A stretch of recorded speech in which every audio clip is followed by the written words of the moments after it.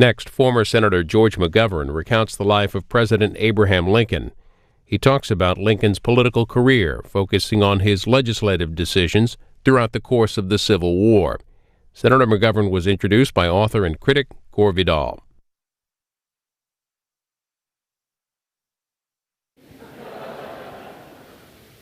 It is with some joy I present to you Senator McGovern, wiser than Caesar, but stuck with a different set of cards. So he and I can sit here and look on your happy faces and consider that how different this was from 1972, when all things seemed possible, convincing me that all things are. So we must gather our forces and we know that socialism must never come to America.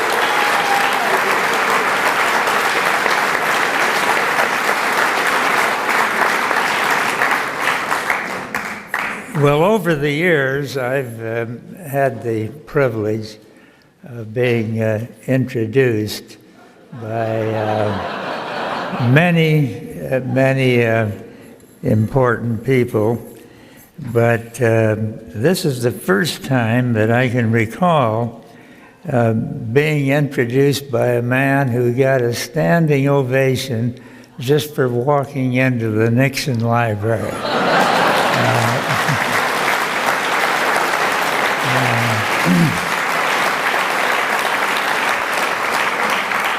And I'm very grateful to Gore for that. I've long regarded him as our leading man of letters.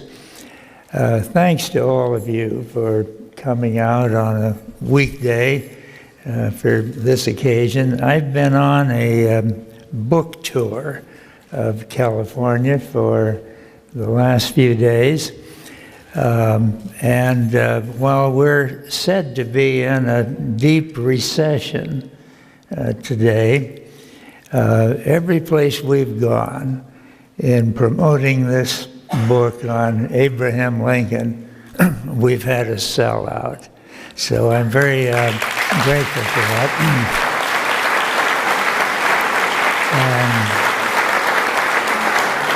That includes the first night at Book Passage in Corte Madera, where we sold over 200 books. It includes Redondo Beach, where we had another sellout. It includes Chapman University, where we were this afternoon. I've discovered that this Lincoln McGovern ticket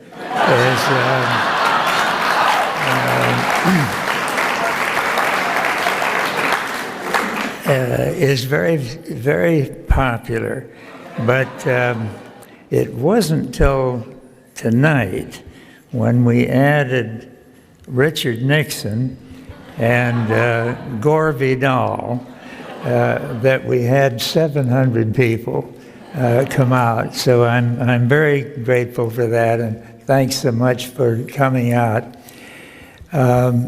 This little book that I have written on Abraham Lincoln is part of the presidential series published by Times Books, a division of Henry Holt, in which they propose to have an author write on the presidencies of every president beginning with George Washington. I was in a restaurant in New York City about 3 years ago, And a lifetime friend of mine, Arthur Schlesinger, spotted me, and I saw him working his way over to my table, and he said, "George, I want you to do me a favor. I'm the editor-in-chief of a series of books on the presidencies of all of our presidents. We're going to have a different author for each president, and I want you to do one of these books." I begged off on the grounds that I had just started working with former Senator Robert Dole on a project that I think is very important, which is aimed at convincing the United Nations, with the United States in the lead, to provide a good, nutritious school lunch every day for every hungry school child around the world.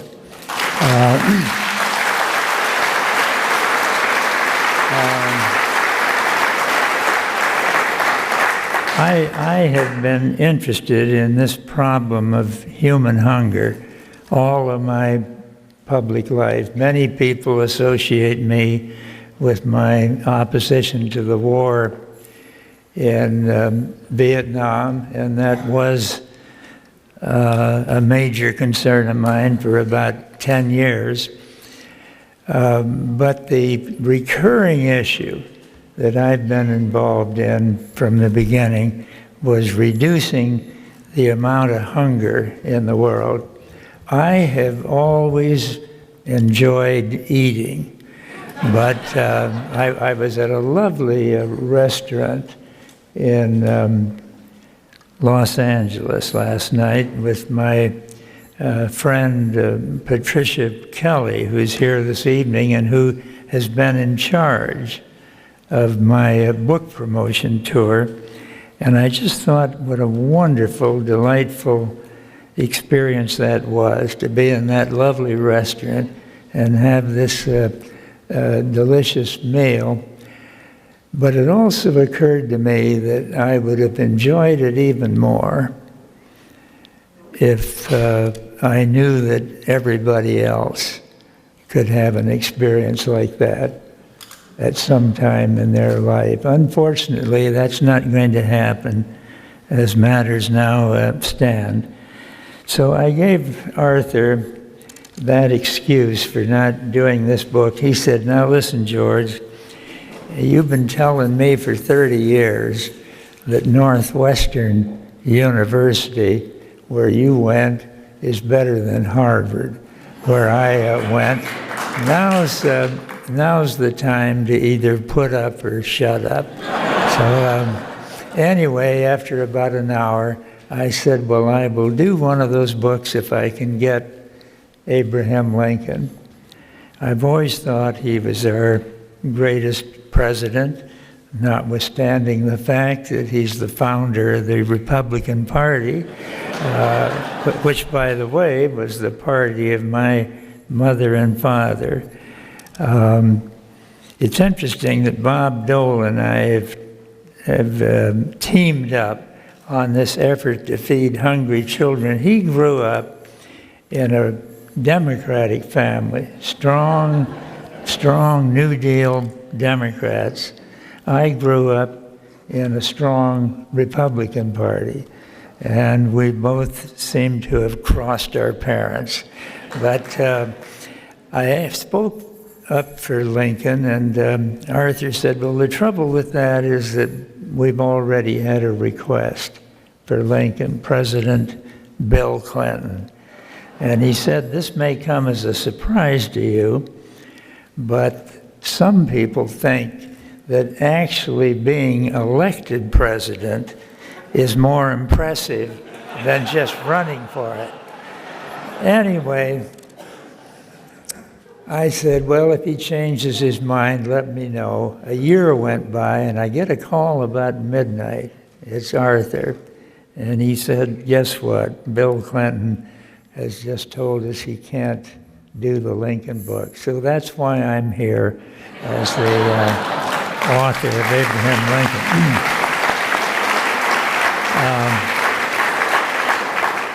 It's interesting about Lincoln. Gore once wrote a fascinating historical novel about Lincoln. I think it's one of the better things that Gore has written. But he will verify what I'm about to tell you, that over 6,000 books have been written about Lincoln, more than all the other presidents combined. I think one reason for that is that people admire the enormous handicaps that Lincoln had to overcome to achieve the status that historians have given him as our greatest president. One of those handicaps was the unbelievable limitation on his formal education, 1 year of education. But during that time, he learned to read and he learned to write, and he never stopped reading all of his life, and enlarging his wisdom, enlarging his insights into human beings and into human history. And he learned to write. There's a brilliant new book out called Lincoln's Sword. And Lincoln's Sword, in that author's book, is his capacity to write.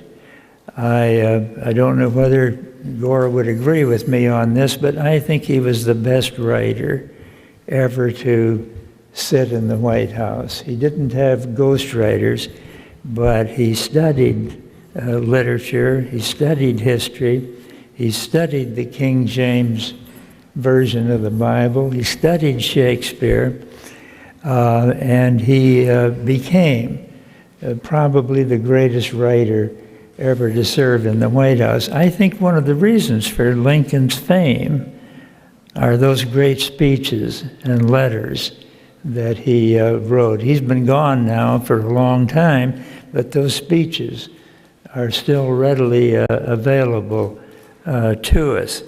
So that's one achievement that has always impressed me. Another great handicap that Lincoln had was what today we would call clinical depression. It's a widespread malady among our fellow citizens. We had a daughter who suffered from clinical depression from teenage on. She medicated it with alcohol. She was in great spells of despondency, and the one thing that would bring her out of it was a half a bottle of vodka, and she was then the life of the party.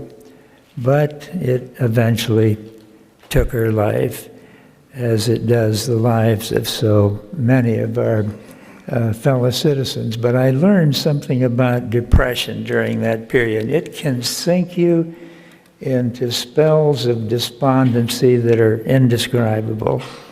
It can take your appetite. It can rob you of your zest for life. You go to bed at night hoping you might not wake up in the morning. Lincoln talked about suicide repeatedly in his life. He told one of his state senators in the legislature at Springfield, Illinois, that he had quit carrying a knife for fear he would slit his wrists or his throat someday. It's not clear what causes depression in any of us or in Lincoln, but there were various things that seemed to contribute to it. The death of Anne Rutledge, whom some historians say was his first real love. I don't know how they knew that, but in any event, that was the verdict. Sometimes it might be the bankruptcy of a business, and he went through that twice with small stores that he attempted to run, that each time bankrupted him. It might have been the loss of an election. I know a little bit about that. It's more fun to win than it is to lose. It might be bad weather. Doctors today say it's a chemical deficiency. It might have some hereditary aspects to it, but in any event, Lincoln had to grapple with that miserable affliction through much of his life. He was in his office one day during the Civil War, and this is another paradox in his life. He hated war, and then had to preside over 4 years of it. One day, when a group of women were waiting to see him, they heard him laughing in his office. There were 2 or 3 men there, and the guffaws were coming out into the reception area. So when the women got in, the chairperson said, "We're pleased to meet you, Mr. President, and we thank you for your time, but we are disturbed that you would be laughing in the midst of this terrible war that's killing young Americans, both North and South." Lincoln said, "Ma'am, I can appreciate your concern over that. I understand that, but if I could not occasionally laugh, my heart would break in this terrible scourge that is upon the land." And the women accepted that.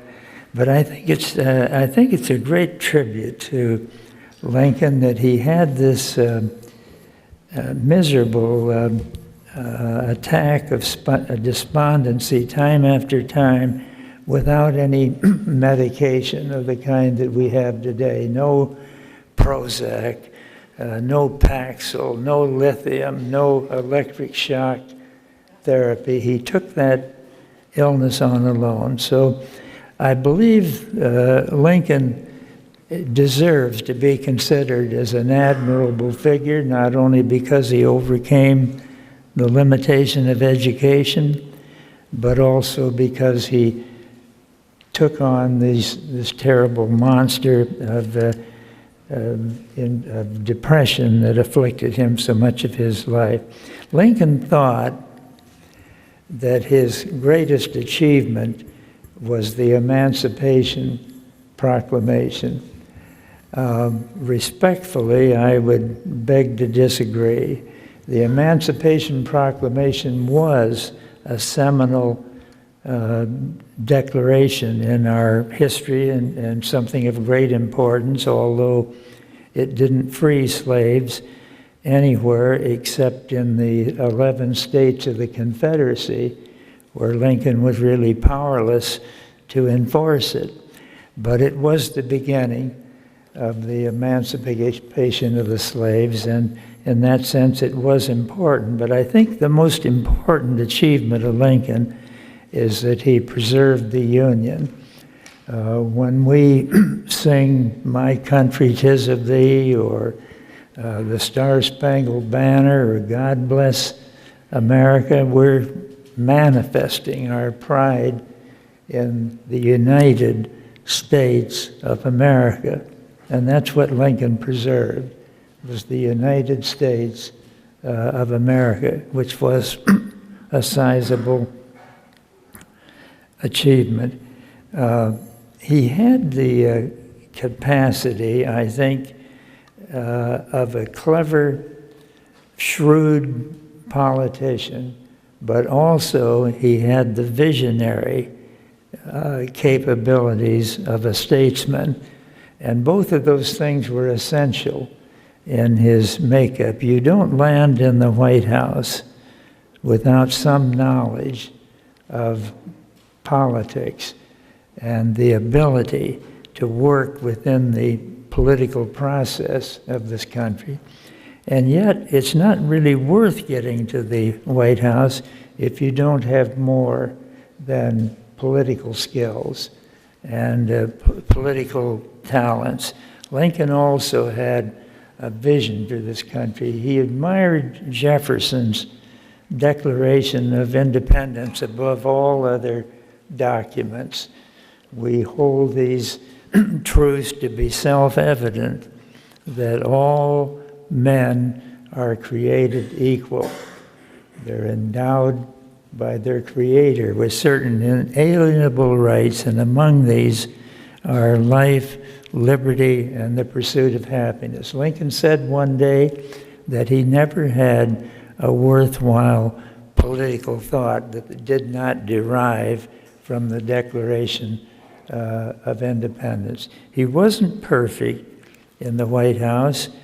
During the pressures of the Civil War, he lifted the writ of habeas corpus, which is one of our most priceless legal guarantees in this country, the right to know why we're being arrested, why we're in jail, and to come before a magistrate to be told what the charges are and whether or not they're valid for holding us in prison. That's one of the things that I objected to about sending these young men that scooped off the streets of Baghdad down to the Guantanamo base in Cuba.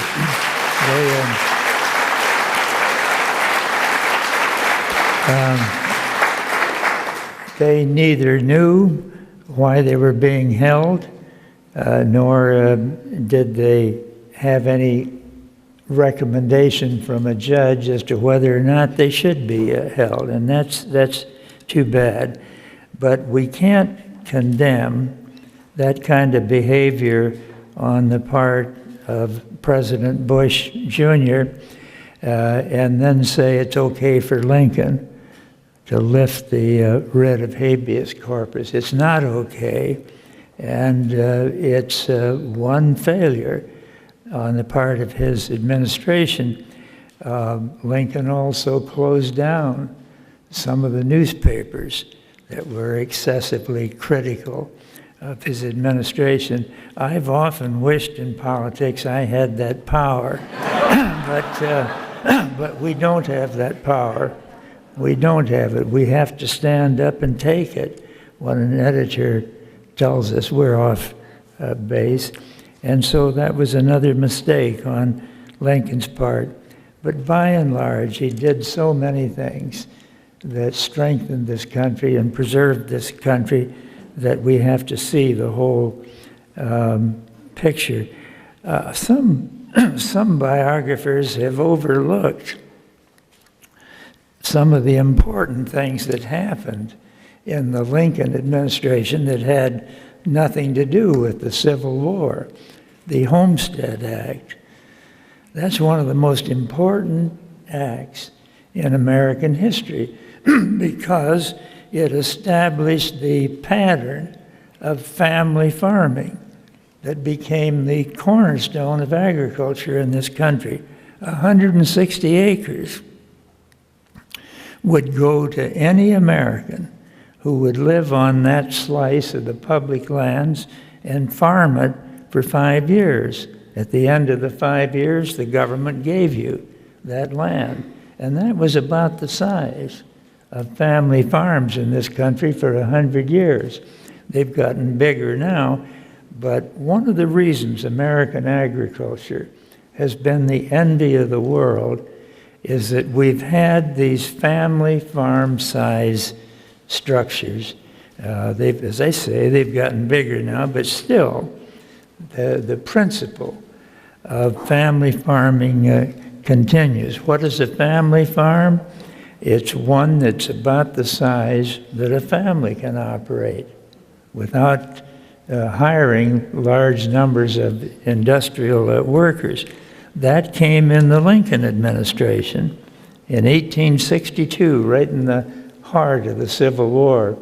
The Land Grant College Act the Morrill Act, as it was more correctly known as, provided for the federal government to underwrite land-grant colleges in all of the states. So we have Penn State, we have Iowa State.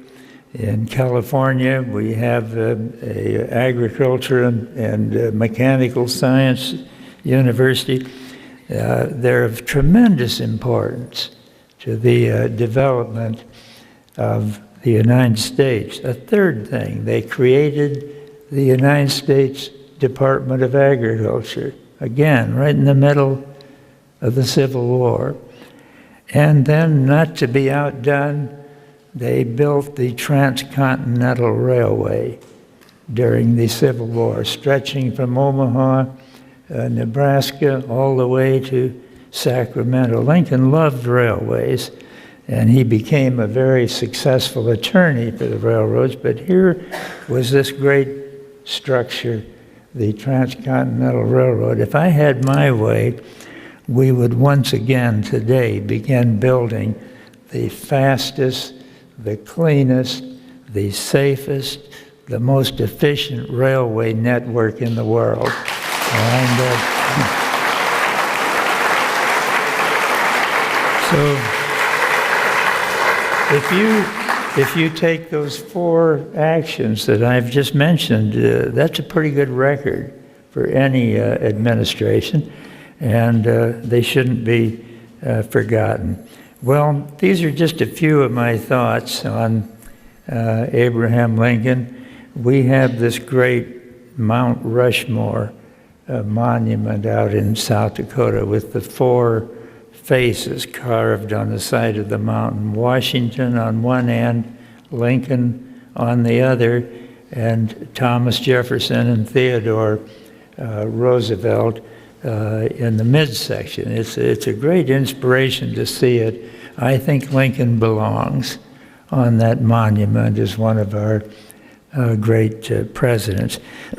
I'm going to take a few questions from the floor, and then after we do that, I will sign books, I hope for a long time. I want to explain to you that I don't keep any of the money I get for the books I've written. It isn't that I don't need the money, but I have some foundation work that I'm involved in, including a foundation on alcoholism, and that's where any of the royalties that I receive go. My books don't sell like Gore's do, and that's why he's a lot richer than I am. But I want to thank you, Gore, for being with us tonight. You honor us with your presence.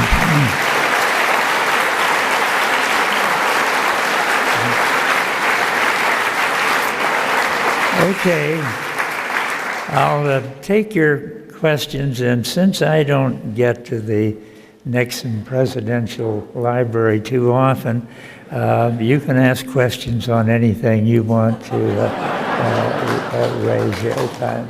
Somebody had a hand up over here. Okay, right here. Just stand up and speak loudly, and I think they'll. Maybe this. Oh, wait, here we are. Here's the microphone over here. Senator, it's good to see you. Thank you. I saw Robert Kennedy in 1968 before he was shot.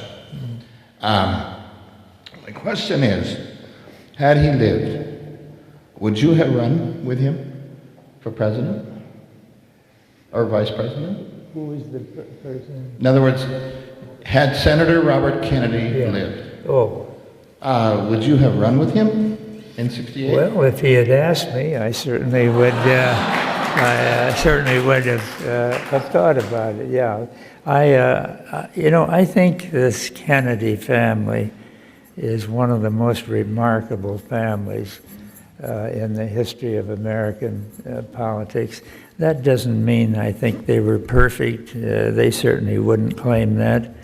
for themselves. But losing Ted Kennedy today, actually yesterday, again made me sad to reflect on these brothers in the Kennedy clan. Each one of them had certain talents.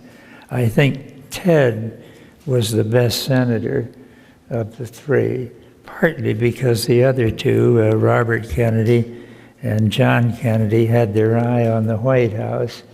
And Ted, at least after the tragedy at Chappaquiddick, had his eye on being the best senator he could possibly be, and I think he achieved it. He was a great senator, but with regard to your question, no one of the three ever asked me to run with him, but if they had, I would have thought about it. By the way, I don't claim to be the world's leading expert on how to pick a vice president.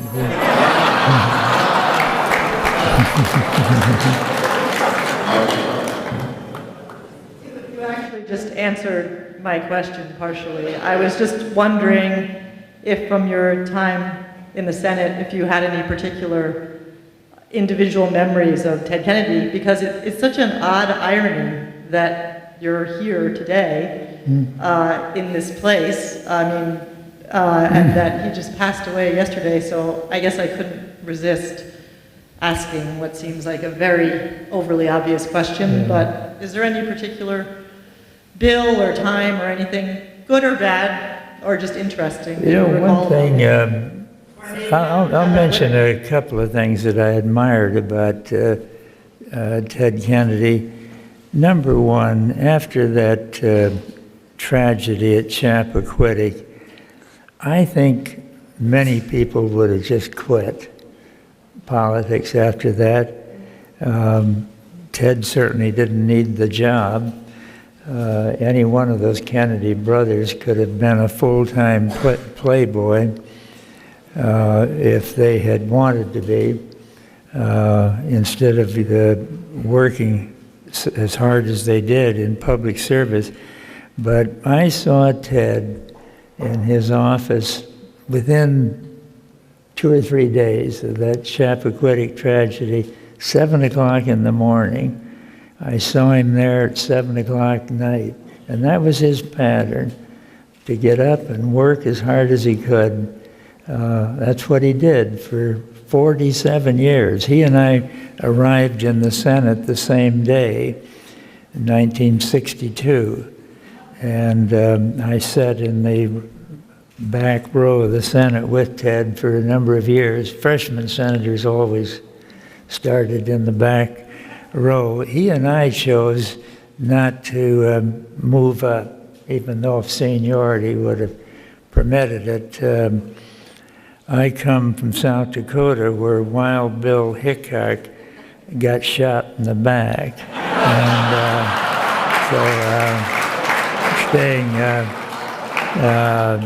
so there's some advantage about being in the back row where no one can get behind you. But Gaylord Nelson of Wisconsin also stayed in the back room. I said to him one day, you know, Gaylord, the one problem with these seats back here is that it's sometimes hard to hear the discussion on the Senate floor.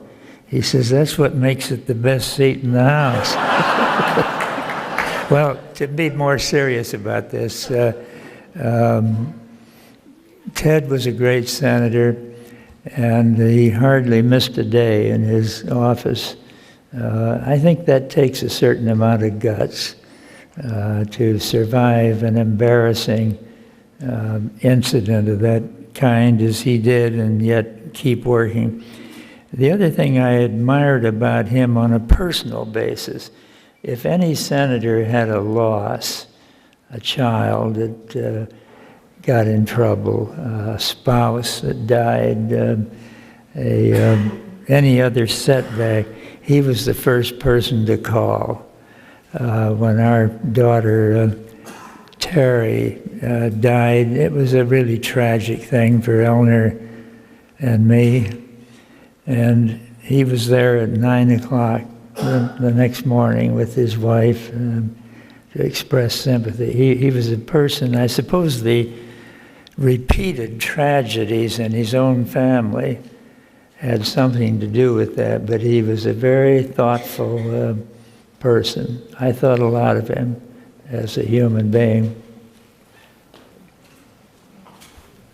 Good evening, Senator. Thank you for your years of service and your scholarship. I look forward to reading your book, and thank you again for your dedication to truth and dignity and your humility. Mike?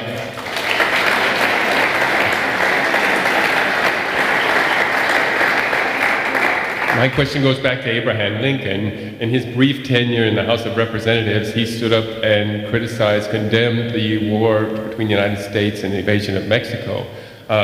How do you compare your own outcry against the war in Vietnam? How do you compare with the political cost that he suffered with yours? Yes, well, there is a parallel there. Lincoln, as you say, had only one term in the House of Representatives. It's not entirely clear that he didn't go back to the House because of his opposition to the war in Mexico, but certainly that was a hazardous position to take. It's always hazardous to oppose a war once the bands begin to play and the flags wave, and to criticize a war in progress is dangerous politically. I knew that during all those days when I was opposed to the war in Vietnam. In fact, I thought I would not survive beyond one term. As it turned out, by the time I came up for re-election, most of my constituents were beginning to question the war, and so I survived, but it is a hazardous position to be in. I do wish that more senators and congressmen would take a look at our growing military involvement in Afghanistan.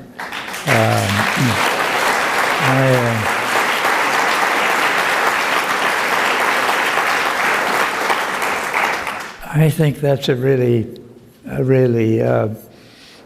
how shall I say it, an unwise military venture. I am for Barack Obama. Everybody knows I'm a Democrat, and I have a high regard. I think he's a talented, articulate, capable man, but I think he was wrong to come into the office and almost immediately send another 21,000 young Americans into Afghanistan.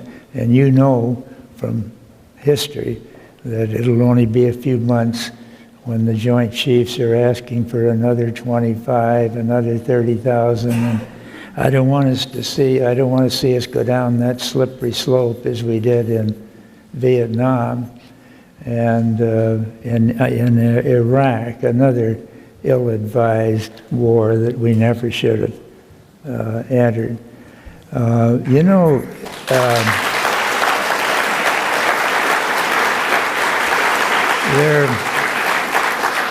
There are many reasons why I wish we had a Lincoln speaking out against the war in Afghanistan. For one thing, we just can't afford these wars anymore.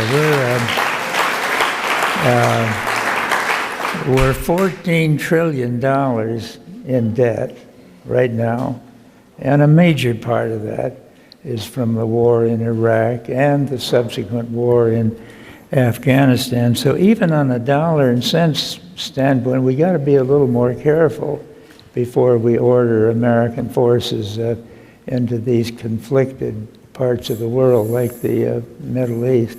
I think Genghis Khan was the first one to invade Afghanistan, but he was followed by the British and then more recently by the Russians. The Russians put 100,000 crack troops in there. 25,000 of them were killed dead on the battlefield. More than that number crippled or injured. The Russian treasury was drained to the breaking point, and after 11 years, they finally limped out of their defeated. And I fear that possible future for us. So if I were in the Senate, I'd be raising lots of questions about why we are in Afghanistan. One question I'd like to add: how do we know when we win? What have we got at the end of the war? So those are things that I think a lot about, and that it's one of the reasons I admire Lincoln. I don't know all the details of the war in Mexico. I'm not a specialist on that, but I admire his courage. Hey, thanks for coming. I'm a history major, and I took a history of Vietnam class over the summer. And of course, your name was talked about a lot because it's the Vietnam era. And I was kind of disappointed because I got a 98% in the class, but it's all by memory. I'm really hardcore into the Vietnam era. And I was wondering if you had won, if you had won in 1972, Yeah. and what would you have done as president? I mean, we always hear about the campaign stuff, but, you know, so many years down the line, I mean, looking back, now knowing what you know now and everything, what would you have done as in regards to Vietnam, Russia, the economy, everything like that?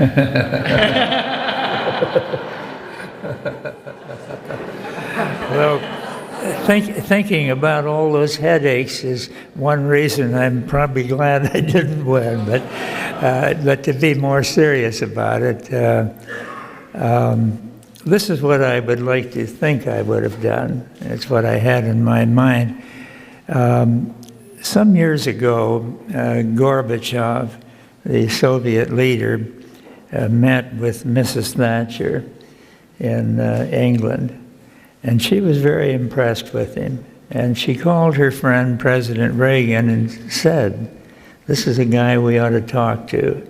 He's a serious man." And to his credit, President Reagan agreed to do that.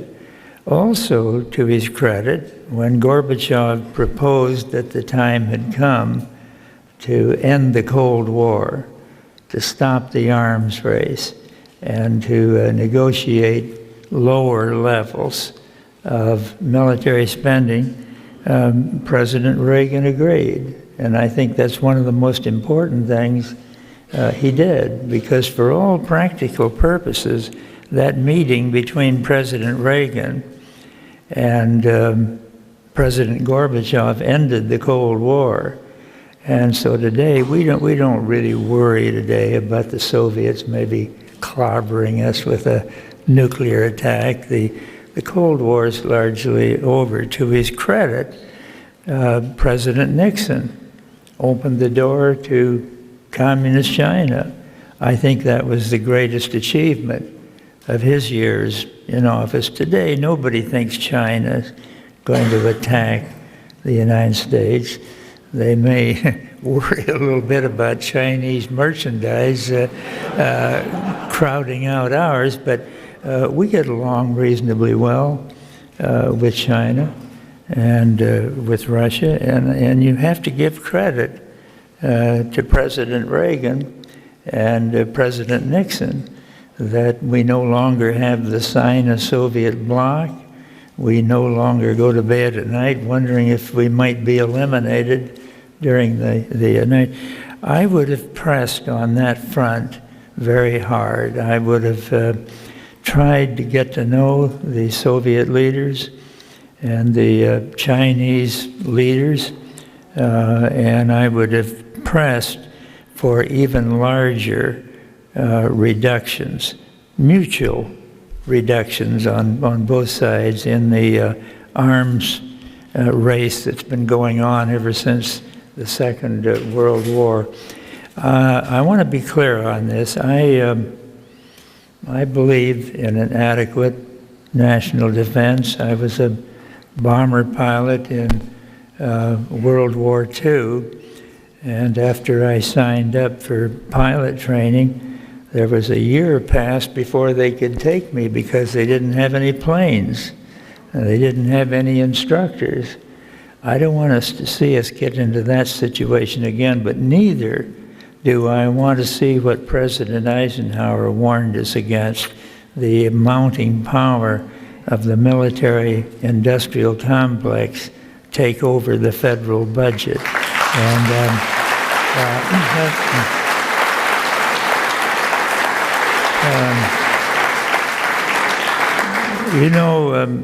if I can digress here a little bit from Abraham Lincoln, today, as we meet here tonight, we have a military budget of $650 billion, 2/3 of $1 trillion. Do you know how much money that is? It's more than all the other countries in the world spend on military activities or military equipment. We got 185 countries in the world at last count, and 184 of them spend on military purposes less than the one country, the United States, does. Now, we have to be strong in a dangerous world. We don't have to waste money on weapon systems that are now becoming obsolete. I would have tried, even as early as 1972, and I proposed this during the campaign, that we undertake carefully developed reductions in military outlays and divert the savings into other sources of national strength, health care, education.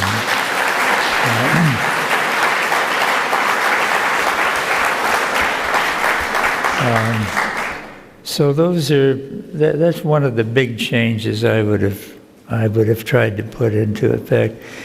You know, there's a lot of good ideas I'd like to see implemented, that other people would like to see implemented, but when you spend as much money as we do on the military, it really tightens up on what you can do in other areas. I think we need a new definition of national defense under which the quality of our education and the quality of our health care, the cleanliness of our environment, those things would also be included as national defense. What do you think? One more question? Okay, we'll take one more question, and then we're going to start selling books here. So I have to tell you, because there's so many people here, we better just take time to autograph books. I can't write in all the wonderful things you've done in public life. So if you'll be satisfied just with a George McGovern, we'll start that in a few minutes here. Thank you so much. Let's have one more question. I guess two questions, one old and one new. They're very short. With respect to Watergate, is there anything that you always wanted to bring up but never had a chance to publicize or bring out? What was that question? Did you get that question? I'm not sure what it is, but you should ask one question. Yeah. Would you repeat your question? I said, is there anything about Watergate that you always wanted to bring out that never became public or public enough? Is there anything about Watergate that you'd like to bring out that hasn't come out? Yeah. The question was, is there anything about Watergate that I would like to bring out that hasn't yet been brought out? No, I don't think so. I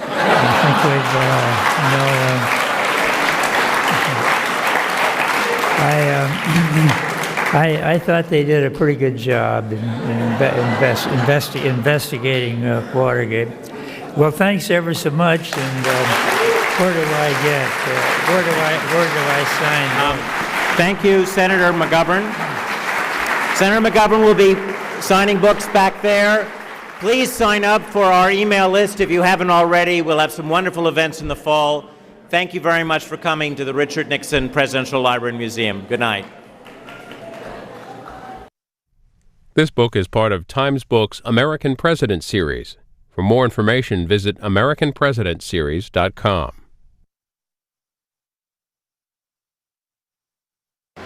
Joe Scarborough, what are you currently reading?